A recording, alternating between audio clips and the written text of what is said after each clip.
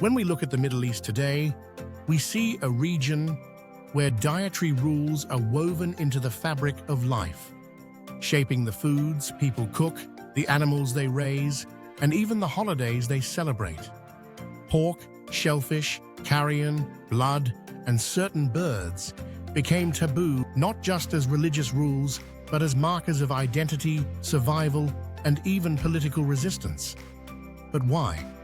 Why did some animals become symbols of purity while others turned into signs of sin, impurity, or danger? To understand why some meats became forbidden in the Middle East, we need to journey back thousands of years, long before Islam or Judaism took its familiar form, even before ancient Israel rose as a kingdom. Let's start with the environment. The Middle East is one of the harshest climates in the world. Summers are scorching. Water is precious. Grazing land is limited. Sheep and goats thrived on rocky hillsides where nothing else could grow. Camels could travel long distances without water, making them essential for trade and transport. Cattle could survive in certain river-fed regions like Mesopotamia. When a community depended so heavily on specific animals for survival, they developed strong cultural feelings about them, whether protective, sacred, or taboo. One of the clearest examples is the pig. Today, we often hear simplified explanations that pigs were forbidden because they are dirty or because they caused disease. While there may be some truth to the disease argument, the deeper reason is ecological. Unlike goats or sheep, pigs cannot graze. They need shade, constant water, and they competed directly with humans for food. They were expensive, inefficient, and unsuited for desert life. And so, over time, pigs came to be associated with wastefulness and impurity. As societies developed food laws, pigs became the ideal animal to label forbidden, because raising them represented the opposite of responsible survival. But environment alone doesn't explain everything.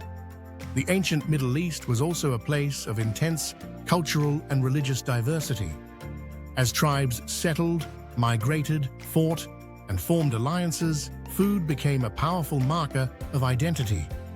What you ate, and just as importantly, what you refused to eat, became a statement of who you were. For ancient Israelites, the dietary laws in the Hebrew Bible were a way to maintain identity in a region filled with competing empires and religions. Avoiding certain meats wasn't only spiritual, it was cultural and political. Eating clean foods set them apart from neighboring peoples whose diets they viewed as impure or idolatrous. This dynamic didn't vanish.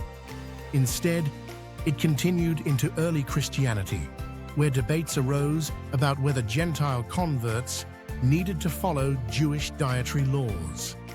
And later, Islam re-emphasized the importance of food laws, building on older traditions but adding its own distinct guidelines. Over the centuries, these rules helped form a shared cultural structure across the region, even between communities that disagreed on theology. A Muslim merchant in Baghdad and a Jewish trader in Jerusalem might disagree on doctrine, but both had strict rules about what meats were acceptable. Let's look deeper at the logic behind clean and unclean animals in ancient texts. In the Hebrew Bible, animals are divided into categories: those that chew the cud and have split hooves, those with fins and scales, and birds that do not eat meat. While these sound simple, they reflect the worldview of an agrarian society trying to impose order on the natural world. Animals that fit neatly into categories were considered normal and therefore pure. Animals that blurred categories, like pigs, which had split hooves but did not chew the cud, were seen as inconsistent and therefore impure. Another major reason certain meats were forbidden is health. In ancient societies, people lacked refrigeration. modern sanitation, and antibiotics. Eating the wrong meat at the wrong time could mean infection, parasites, or death. Shellfish, for instance, spoil extremely quickly in hot climates. Without cold storage, eating them could be deadly. Birds that ate carrion and animals that fed on corpses were also considered risky, and so they were banned. Blood was viewed as the life force of an animal. Consuming it was considered spiritually dangerous and physically unclean. This belief appears across many cultures, but in the Middle East, it became a core pillar of food law. The idea that blood belonged to God, not humans, shaped rituals and reinforced the spiritual significance of eating meat. Another force was shaping food choices, ancient myths. In Mesopotamian religions, certain animals were associated with gods and were therefore off-limits in everyday diets. Some were considered sacred, while others were associated with chaos or impurity. Egyptian religion had similar ideas, linking animals to deities in complex ways. This environment of symbolism meant that food choices were never neutral. They always carried religious meaning. By the time Islam emerged in the 7th century, the region had already thousands of years of dietary tradition. Halal laws inherited elements from the Jewish and Christian communities of Arabia, while also defining new rules that reflected Islamic theology. Pork remained forbidden, carrion remained forbidden, and blood was forbidden.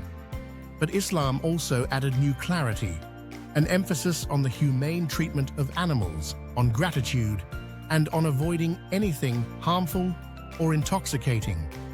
Yet even within Islam and Judaism, local variations emerged.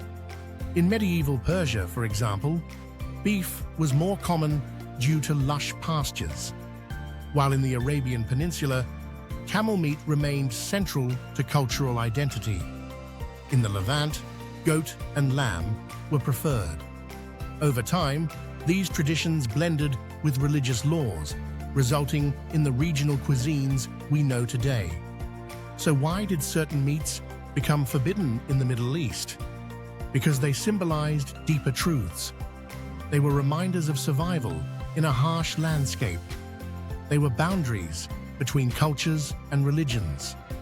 They were reflections of ancient ideas about purity and impurity, order and disorder, health and danger, sacredness and the everyday world.